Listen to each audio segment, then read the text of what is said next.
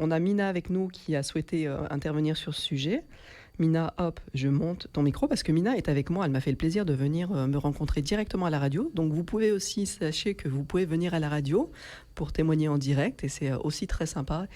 Et c'est largement aussi fort agréable que par téléphone. Donc voilà, ça peut être intéressant. Et puis pour vous, sachez que c'est une sacrée expérience. Et derrière, le petit bonus, c'est que je vous donne la petite formule MP3. Vous repartez effectivement avec votre passage radio. Donc voilà, ça reste un petit moment mythique comme ça que vous pouvez faire entendre aux personnes autour de vous. Bonsoir Mina. Bonsoir. Ça va ? Ça va, ça va. Bon, c'est cool. Tu te sens bien ? Ouais, un peu stressée, mais Bien sûr. voilà, comme c'est la première fois, du coup, c'est un peu stressant. Ok. Ça inhibe un petit peu le passage radio, en fait. Tu vois, c'est un petit peu, voilà, des fois, tu te sens pas forcément, tu cherches tes mots, tu dis est-ce que je peux aller jusqu'à dire ça, etc. Donc, c'est peut-être voilà, une manière d'être qui va te traverser, tu vas te sentir un petit peu sur la retenue, etc. Oui. Voilà, soit à l'aise, soit naturel. On va avoir un échange des plus simples. Et tu vas effectivement parler de ton expérience de couple mixte parce que, donc, tu es d'origine marocaine. Oui. Voilà, oui. et ton mari est d'origine française. Oui, c'est bien ça. Ok, ouais, ça oui, marche. c'est bien ça. Vous êtes mariés depuis combien de temps maintenant ? Ça va faire 29 ans. D'accord. C'est super intéressant parce que du coup, finalement, 29 ans, on est quasiment au moment du... comment on appelle ? Du sketch avec Muriel Robin. Oui. Donc, tu as vécu certainement des choses que peut-être des couples d'aujourd'hui ne vivront plus. Parce que c'était quand même il y a 30 ans, donc les mentalités étaient différentes. Hein. C'est l'époque du sketch, donc on voit qu'il y a encore du sujet à travailler. Oui. Donc c'est intéressant. Si juste je rebondis, je lance un appel aux personnes qui sont en couple mixte sur des couples qui sont plus récents. N'hésitez pas à rebondir si vous avez envie de partager votre expérience. Alors, du coup, est-ce que tu peux nous parler du moment de la rencontre et à quel moment, par rapport au temps de la rencontre, est venue se greffer l'idée du fait que vous étiez un couple mixte et qu'il y avait peut-être des choses qui allaient évoluer dans votre relation par rapport à ça ? Au tout début, puisque j'ai ma maman qui n'a pas forcément accepté tout de suite le couple mixte. Donc, voilà, donc ça a été un petit peu compliqué au début, mais bon, elle a réussi à... C'est-à-dire, attends, on va y aller étape par étape. Oui, voilà. C'est-à-dire que quand tu as rencontré ton partenaire, oui. donc ton mari, dans les premiers temps de la rencontre, tu t'es dit, on n'est pas de la même culture, de la même, a priori, origine, oui. Hein, même si je crois que tu es née en France. Oui. Voilà, mais en tout cas, tes parents, non. Non, je suis née au Maroc, mais je suis arrivée, j'avais 2 ans. Okay. 2 ans. Donc, pas même confession religieuse, pas même origine, pas même culture. Est-ce qu'au moment où tu es en relation avec tu entres en relation et que tu rencontres ton mari, enfin on va l'appeler mari aujourd'hui, mais à l'époque, voilà, est-ce que tout de suite tu as pensé à cette mixité ou à ce moment-là, l'enjeu n'était pas posé là-dessus ?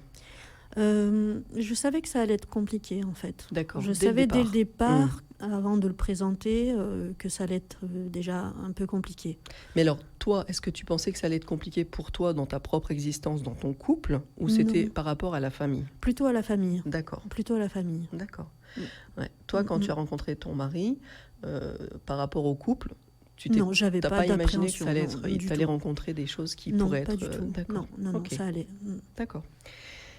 Et alors, du coup,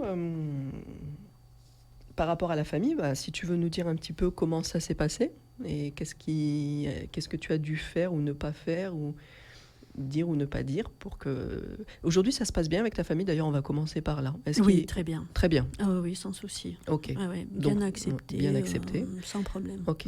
Et à l'inverse aussi, toi, tu es bien accepté dans la famille de ton conjoint ? Sans ton problème. Mari. Okay. Non, ça a été. Non, ok, donc ça, bien. c'est très bien. Oui. Au départ, ça a été un peu plus difficile du côté de ta famille ? C'est ça que tu semblais dire ? Plus de mon côté que de son côté. D'accord. Plus de son côté, oui. Qu'est-ce qui se disait ? Qu'est-ce qui s'est passé pour que ce soit compliqué pour ta famille ?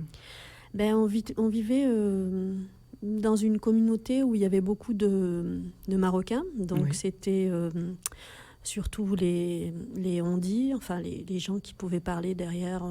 Voilà, c'est surtout ça. C'était le regard des autres personnes en fait que ma mère elle appréhendait surtout. D'accord. Et voilà, le fait qu'il soit français, donc c'était, enfin à l'époque c'était nouveau quoi, c'était très nouveau. En fait, je reviens là-dessus parce qu'en fait maintenant toutes toutes les familles qui ont vu ce départ-là de mon mari et moi, ils ont eu des enfants qui ont grandi et qui ont finalement aussi épousé des Français. Donc voilà. Mais à l'époque, ça se faisait pas très peu. D'accord. Donc c'est intéressant parce que ça veut dire que finalement, là, tu vois, tout à l'heure, on écoutait une capsule de 1971 où c'était des personnes d'origine française qui étaient interviewées et qui disaient, on a vu qu'il y a eu pas mal de personnes qui étaient un peu réticentes au couple mixte et au mariage mixte, mais donc d'origine française, et finalement on se rend compte que de l'autre côté effectivement de la mixité, c'est-à-dire des personnes par exemple d'origine marocaine, étaient eux aussi réticents finalement à ce qu'il y ait une mixité dans le couple et un mariage avec des personnes d'origine française. Oui, exactement. Donc finalement c'est dans les deux sens. Dans les deux sens, D'accord. C'est ça. D'accord. Et alors, quelles ont été les difficultés ? Est-ce qu'il y a eu des vraies difficultés ou est-ce que finalement, par exemple, il n'était pas accepté, il ne pouvait pas venir dans ta famille ? Est-ce que ça a été jusque-là ou est-ce que... Alors en fait, la difficulté, ma mère m'a laissé partir entre guillemets du foyer familial tant qu'il fallait absolument se marier. D'accord. Elle imposait de se marier. Tant que j'étais pas mariée, je pouvais pas vivre avec lui, en fait. D'accord. Voilà, c'était surtout ça, en fait. D'accord. Bon, après, elle l'a rencontré, elle a vu que c'était une belle personne et que, voilà. Donc, du coup, on est parti sur... Enfin, voilà. Mais il n'a jamais... Oui, t'en fais pas, sois à l'aise. Tout va bien, tout va bien. Des fois, je cherche un peu mes mots. Non, mais je t'avais dit, ça inhibe un petit peu en fait, le passage radio. Donc c'est vrai qu'on cherche un peu ses mots, etc. Mais il n'y a aucun souci. Est-ce qu'il n'a jamais été...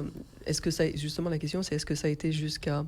Tu as connu ça, c'est-à-dire qu'il a été rejeté par ta famille, dans le sens il n'était pas accepté chez ta mère ou des choses comme ça? Non, ou il n'a jamais été rejeté. Ça non, il n'a jamais été rejeté. Okay, il a toujours été accepté, mais alors difficilement au début, et puis après ça allait. Ils ont vu que c'était une personne qui était sérieuse, entre guillemets. C'est surtout ça, en fait, pour voir si c'était une personne sérieuse ou pas.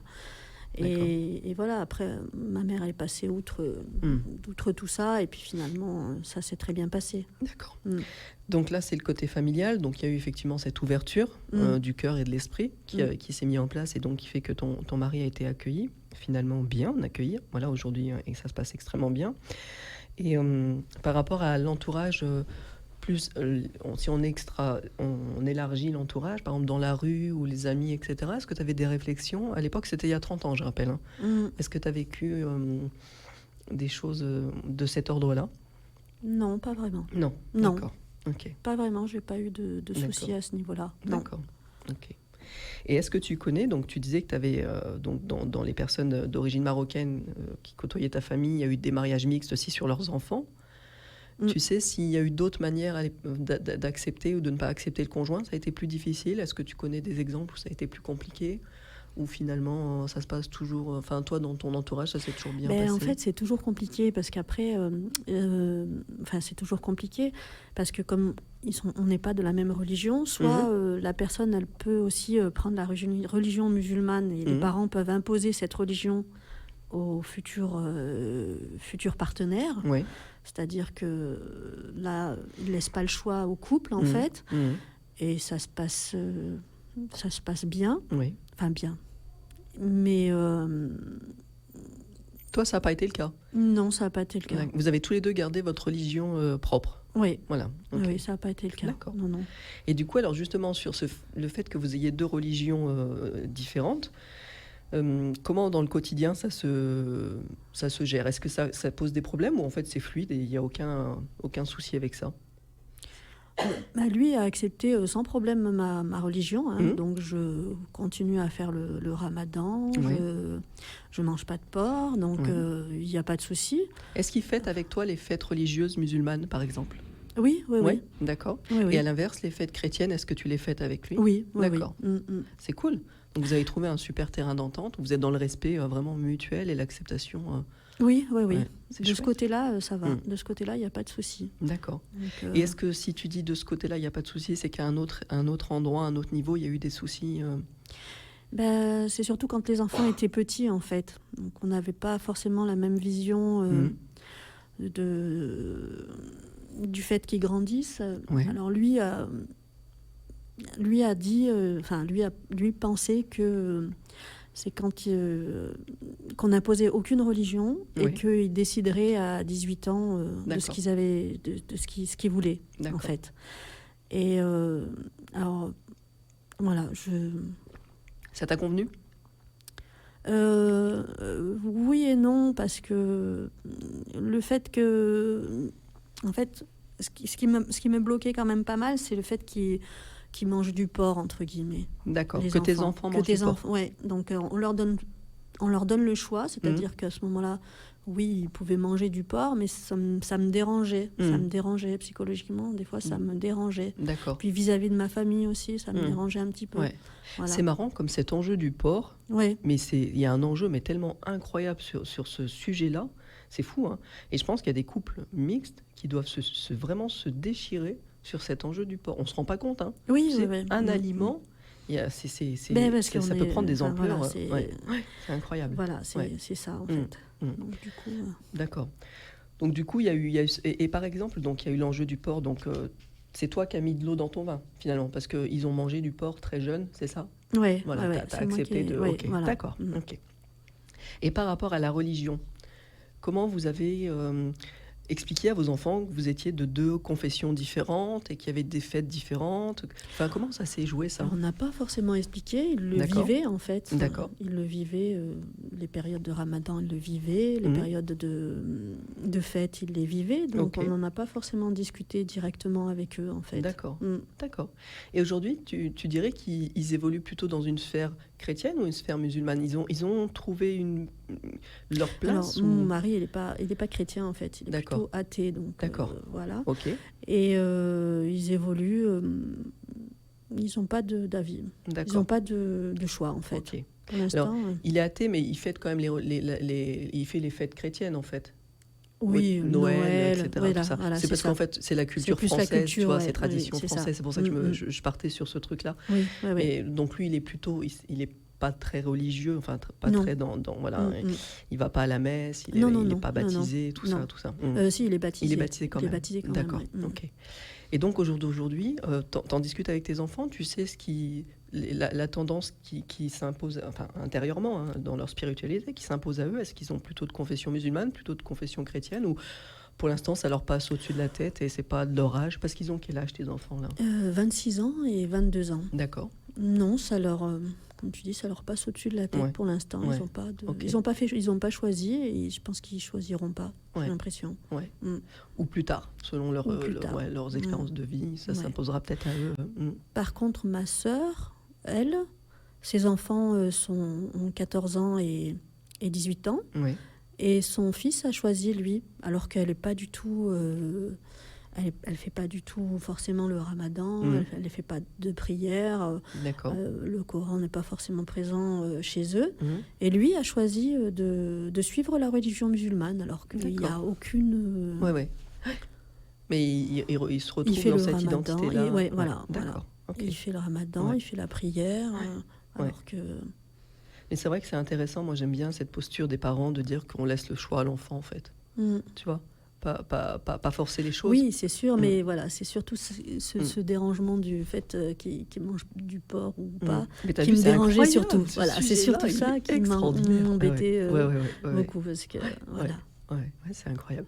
Moi, je sais que j'ai une amie, pareil, qui est dans un couple mixte, donc elle d'origine chrétienne, enfin, origine française, religion chrétienne, lui marocain. Religion musulmane, hein. Parce que des fois je sais pas trop si j'emploie, c'est un peu touchy des fois, de trouver le bon terme, et voilà, ça peut froisser des personnes, et donc lui c'est pareil, il est pas trop dans la religion, mais par contre il mange pas de porc, tu vois, donc ça c'est pareil, l'enjeu du porc c'est incroyable. Et je sais que par contre lui c'était important pour lui effectivement que les enfants mangent pas de porc jusqu'à 12-13 ans, jusqu'à ce qu'ils soient en capacité de dire, écoute, je veux y aller, je veux essayer le porc ou pas, etc. Et ils ont eu la liberté. Bon, maintenant, ils mangent tous du porc. Ils adorent. Alors, qu'est-ce que tu veux ? Ils ont goûté, ils adorent. Moi, je mange pas de viande, hein, donc j'ai pas mon mot à dire là-dessus. Mais ils ont goûté le porc. Et voilà, et ils ont choisi, tu vois. Mais effectivement, il y a eu un moment où... et est-ce que ça l'a dérangé, lui ? Jusqu'à les 12-13 ans, il mangeait pas. Donc, oui, mais c'était lui, dans le respect de justement. lui, sa confession. Oui. Et non. Ça n'a pas dérangé? Non, non. Ces enfants, ils partent du principe qu'aujourd'hui, ils sont grands, ils sont en capacité de décider pour eux, même si c'est à 12, 13, 14 ans. En fait, ils font leur expérience. Je me souviens, elle m'avait expliqué un jour, il y avait des lardons, en fait, et son fils, il avait, je sais pas, 13, 14 ans, et il me dit, maman, je voudrais quand même goûter les lardons, etc. Puis sa mère, elle est, voilà, bah écoute, si tu sens que tu as envie, essaye, quoi. Tu vois, une ouverture là-dessus. Il a essayé, puis il a décidé que, voilà, ça lui plaisait, et voilà. Mais voilà, il y a eu ce début quand même où les enfants étaient petits, et il y a eu à l'inverse de toi. Mais tu vois, c'est tellement... Chaque couple invente son fonctionnement, mais il y a eu, ok, on mange pas de porc, on leur impose de pas manger de porc les premiers temps, et puis après, quand ils seront un peu plus grands, ils feront leur propre choix. Oui, c'est ça. Mais ouais, ok. Mina, on va se prendre un petit temps de pause. Je passe une petite musique d'amour. Ok. Et puis on se retrouve après. Avec plaisir.